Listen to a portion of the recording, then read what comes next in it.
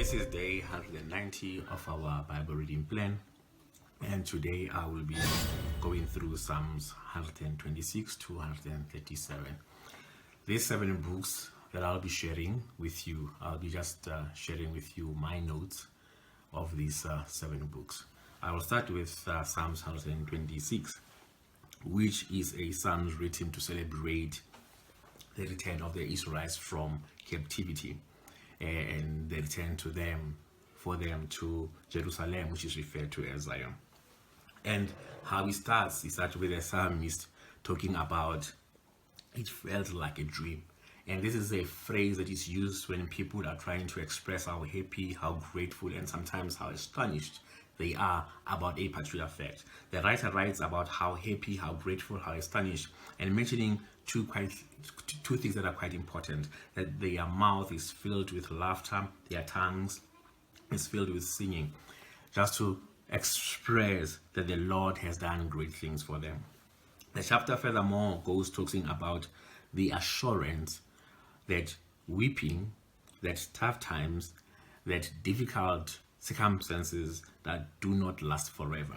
And that's the latter part of the chapter, that we may sow in tears, but we shall reap in joy. Chapter 127, the theme around it is just a dedication to God's work. And just 2 things in particular that I just want to touch on. God's work in building a house, God's work in guarding and protecting the city. And the psalmist here highlights that man's effort towards work, or man's effort outside of what God has intended, it is in vain. And I like how one writer summarizes these thoughts. It says, without the Lord, there is frustration. Without the Lord, there is frustration. That's an encouragement that we must invite God in all that we do, in all that we say. And the rest of the book really then speaks of the blessed reward of children, which really goes back to God's promise to Abraham. Psalms 128 just highlight and identifies the blessed man, and yet identifies them as one who fears the Lord. It's very interesting. It doesn't not identify the blessed man as a person who holds a significant role in society, or the person who has earthly riches, but one who fears the Lord. And they mention just four things that are quite interesting about the blessed man: that the blessed man enjoys the fruit of his own hands. He provides for himself. The blessed man is prosperous, meaning he's happy and it is well with him. And 2 other things is that there shall be reproduction, bearing of children in his house, and then there shall be the offspring shall flourish. Going to chapter 129, just to summarize it in 2 sentences, it says, God's goodness to the afflicted Israelites. In this particular chapter, talks about the Israelites, but really this is just a reminder to us that God remains good in our affliction. And the writer says, those who have afflicted me from my youth, although I've been afflicted from my youth, those that have afflicted me, they have never prevailed. And this is just a testimony that we will remain standing irrespective of the afflictions that comes through us. Psalm 130, I like how it goes. It's just a cry for God from a deep and overwhelming danger, with the understanding that God's never-ending forgiveness is upon us.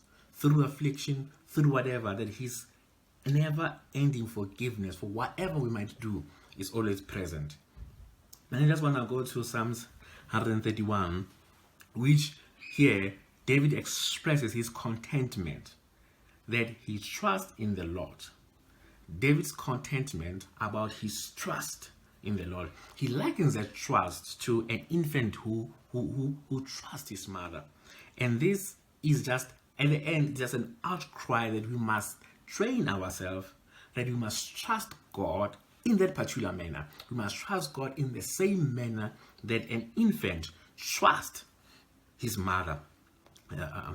And just lastly, Psalms 132. Here the psalmist prays for David, requesting that the Lord must not forget all David's afflictions, and that for David's sake, that God's favor, that God's face must be upon him and his house forever. And this is a prayer that I pray also to everyone who's been watching this, that God's favor may be upon you, that God's face may shine upon you, that it may be upon you in your house forever. If there is one verse that I can summarize, or if there's one verse that I can say, I can quote as probably my verse of the day amongst these 4 chapters, I'll go to Psalms 128 verse 1, which says, "How blessed is everyone who fears the Lord." Amplified, I like how Amplified really puts it nicely. It says, happy, sheltered by God's favor is everyone who fears the Lord. You know, and I pray that as we read the Bible, as we understand the Bible, that in our heart, our trust, everything around us, we must just fear the Lord. And blessed is he and everyone who fears the Lord. And this is also likened to how the beginning of wisdom is the fear of the Lord. I pray and trust that you'll be able to join and enjoy this video, and this video may bless you as it has blessed me in studying it. Amen.